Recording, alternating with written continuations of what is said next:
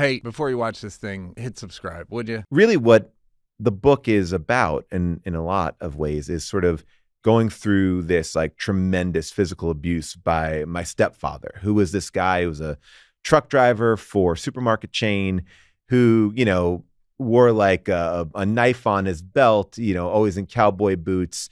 This guy who kind of looked like he had always getting over a hangover, right? And there was moments with him that were incredibly gregarious. And then there were moments with him that were insane, you know, like whether it was like throwing a pitchfork at me, like to, you know, stab me in the back, you know, or, you know, locking me in above a barn in a hayloft, you know, whatever these things were, you know, just like brutal fights and just this kind of intense life that I was living that no one knew. My parents were divorced. And so it became this, like, I would go to my dad's for the weekend and it would kind of have a break from it and then go back into it. And you couldn't tell him. I did. And I was like, well, I'm scared of him too. He's fucking carries a knife. Well, I mean, you know, and this is the kind of crazy thing. I think, you know, we have so many more tools at our disposal now, right? And I don't know if everybody knew how to deal with emotional pitchforks we have now. Well, like, I mean, because I went to therapy with a family therapy at one point. Back then. And, you know, therapists said like, what goes on in this house? And I gave her a list. I was like, this happens, this happens, this happens. With your mom and stepdad in the room. In the room. And she stopped me midway through and she was like, okay, we got it. Like, and she talks to my stepfather and she's like, look, if any of this ever happens again, like you don't need, like, she's basically saying, you've proven your point. Like, I don't even need to hear more. Like, this is bad. She's like, if anything happens again, I'm calling the police. I'm going to intervene. And, you know, and for a couple of days, it was good. You know, things had mellowed out. And then a couple of days later, it was back to the way it was. And I was so excited because it's like, we're going to go back to therapy. Yep. We're going to tell her. Yeah. Cops are coming. Let me guess, you never went back. We went back. And the therapist said, okay, I'm going to give you one more chance to my stepfather. Like, I'll give you one more chance. You told her again. Yeah, I said he did this week. Yep. Do you remember the things that were that week? I don't remember that week, right? Yeah. Like, I mean, like, and like, this is the kind of weird thing about growing up in like an abusive household. It doesn't necessarily, like, I can't tell you, like, there's an accumulation of things, but it was just as regular as like, what did you have for dinner on that week? Yeah. It wasn't like, oh, that was one bad weekend. It was just a consistent weird thing. And, you know, I had, you know, and these are like the darker parts of the book, but this is like really the moment where, as a kid, I felt completely cut off because this therapist who's supposed to protect me is like, well, one more chance. And then we never went back to therapy. Neighbors called CPS on our house because they saw me out in the street in my underwear because he locked me out in the middle of the winter. And I was like, I couldn't get into my own house. He locked me out. How old were you? I was, this all takes place probably before I was in 7th grade, you know? So, you know, CPS comes to the house and they interview my mom and my stepdad together, which is probably shouldn't do that. And they never talked to me and they just left and there was nothing done. So a lot of times when people go like, oh, well, you tell your dad, you tell your mom. I did, yes. But they, like, we're talking about CPS and the family therapist doesn't know what to do. Like, and I think my dad felt this same thing of like, I don't know what to do. Yeah, maybe if I step up. It's such a pain in the ass, the wrong word, but it's like when there's a corrupt cop. Right. We're like, fucking, what do we have to do? What? Well, this is the thing. You have this moment where you're like, you got to play by these rules. Because I could also see my dad, and this is something that like my dad and I've like talked about and talked around, and it was like, maybe if he steps up, he would get cut off. And my dad did step up one time. There was like a moment where my dad cut off from you. Yeah. Right. And my dad one time did confront my stepdad, and it became this like drag out fight in my house. Physical fight. I could come home from apple picking with my dad. Having a good day. It was coming home on a Sunday and we were, you know, transition of that. Yeah. And, you know, dividing up the apples. of course, got to take some of the apples. My dad would take some of those apples, and so many apples, too many apples. Oh God, why would we eat that many apples? All of a sudden, you know, my stepdad was sitting in his chair. Just, I felt there was an energy off. Like maybe I walked in on my stepdad and my mom having a fight. I don't know, no, right? And he's like, says to my dad, he's like, you come into my house, you don't fucking say hello to me, and then picks up his coffee mug and throws it at my dad's head. My dad ducks out of the way. My stepdad gets up, and it becomes this like physical fight where now the only weapon I have is a bag of apples, and I'm just like, phoom, like I'm throwing him like I am a major league pitcher, just just trying to. Depending on who's winning and who you know you're gonna have to live with. Well, like I'm just trying to I stop might have to it. live with my stepdad. Well, you know, like as a kid, I don't know what to do. You know, literally start throwing apples. Yeah, at them as they're fighting because they're like at both of them. Yeah, because they're brawling, and I don't know. I'm trying to stop it, right? You're just, I'm just trying to get in the middle of it, you know, and. By the way, throwing apples is more than Child Protective Services or the therapist did. True. Just FYI. Yeah, true. And that's that's like a part of this journey in a way. It was like I realized when no one was going to stand up for me or be there for me in that way, what I could do is stand up for myself physically. And that's when I became a fighter with not only this man in my life, I would fight back. I learned that would be like where my power was, is to fight him, you know. So he had. Where did you start fighting? In the house. You would fight him. Oh, I would fight him. From that day forward. Oh, that was like the beginning moment, because he would do a lot of things where, again, I'm telling you, like little chunks, but he would like pin me down on the ground and choke me and do these things to me that were really like intense. And I would take it or call mercy. Like, this is the whole thing. Call mercy, and I'll stop.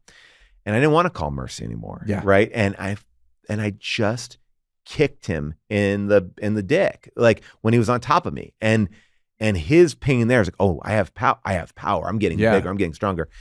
And so that became like, then we became really adversarial. And then it was now you're in 7th, 8th grade?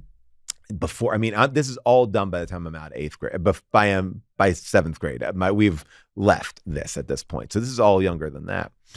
But what happens is like that instinct in me, when I felt threatened of fighting, physical fighting, was something that started to linger with me, right? And started to become part of who I was, no matter what. Like I would take that into high school. I would get into fist fights. I would decimate kids in my school because I am used to fighting a 40-year-old man, right? You know, so, and it wasn't like a fair fight. I remember fighting a kid in a parking lot of my high school, just taking his face and smashing it into a fender of a car until he just stopped, you know. But it was like, but that was the only thing I knew, right? And I think that this book, and I'm telling you more of the serious stuff than the fun stuff, but that's pretty fun. Yeah. But I think in looking at the book, it was really like how this kind of world really informed who I was. And then it has been about this like 20-long-year journey. So your mom finally was like, I got to get you. We finally were able to escape it. Did you have to like talk her into it, or was there a moment? I was too young to do it. So basically what my mom did, probably one of the most interesting things that happened was this guy, we call him Hunter. Hunter was like a hunter. He was, we raised quail and we have horses. We had horses in our backyard, literally. Where is this, in New Jersey? No, Long Island. Got it. And so my mom created a fake contest from Field and Stream. He won. So he got this box one day. He's a real idiot too, because I don't think it was that well done. But it was like, oh my gosh, you won this Field and Stream gift package. They're going to go to Montana. You go get the hunt. You get all this sort of stuff. So my mom sent him to Montana. Bought him a plane ticket. This is pre 9/11. Yeah. Oh, I mean, it was a free for all. Easy to get on airplanes. You could bring a gun with you on the airplane. You could clean your gun on the airplane. Though not on 9/11 somehow. Go ahead. I flew on 9/11 this year. It was packed in the airport. Yeah, and we're back. We're forgotten. Back. Yeah. So he goes and thinks he's winning this trip, and the minute he leaves, we're cleaning out the house and we're trying to get out of there. Now, I don't know where the plan kind of fully falls apart, because I think my mom did want to pass baton in a way, because he comes home from that trip on the day the moving trucks are there, and he sees the moving trucks there. And that's like our last moment. It's kind of our like Ocean's 11, Danny Ocean, like kind of tipping his hat, like, you've been bested, and how long was he in Montana for? These are like the things I'm a little foggy on. Okay. I would say about a week. It felt like about a week.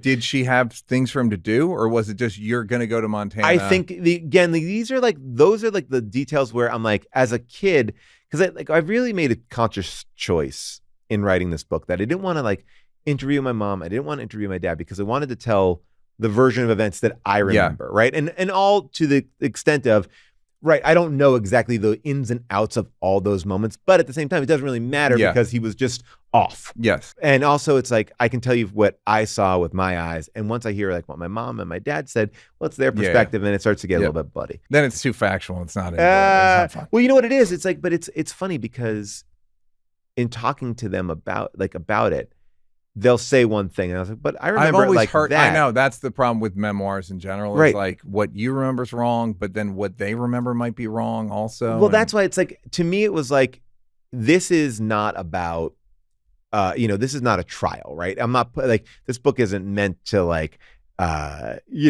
examine anything more than myself, right? So I'm looking at these instances that shape me. I know that this and this and this happened. That's really the most important part.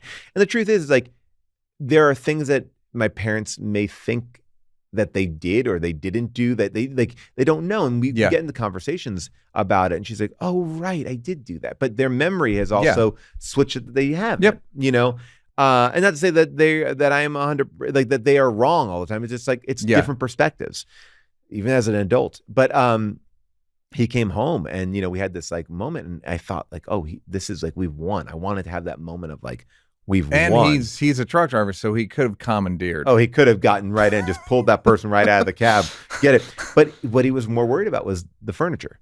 He's like, you can't take this furniture. And that's where he made his stand. It was like, and it was emotionless. And he took the furniture that he wanted. Was it his furniture? No. Yep. But, it's like, again, Sure. I think it's very like the end of Small the jerk. price. Right. It's like, I want this and I need this. But the moment that I remember so clearly was like, I had guns too. I was using guns all the time because that's my lifestyle was that, so I had taken these guns, these big rifles that I had, and we're pulling out of our little like dead end street.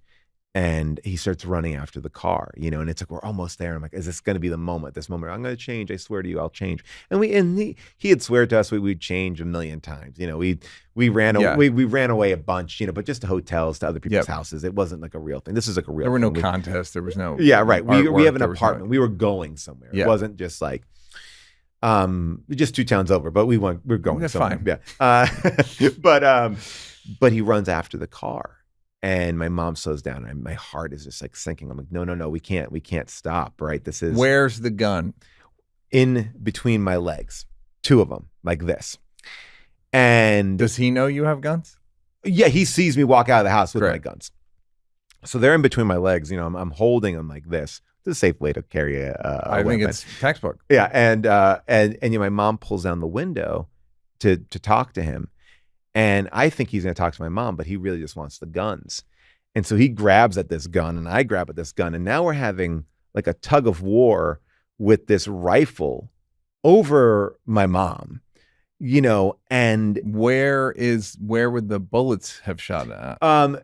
At this point, the bullets would have shot him right in the belly. Yep. Now the gun was not loaded. Yep. Because I do gun safety now. Like I'm all about nothing. Gun safety. But we're struggling with this gun. And my mom just says like, let it go. And I know it's like this, and too cute, but like, yeah, but that's happened. what it was. And it was like, and I let it go and he got that gun and we just drove off and that was it.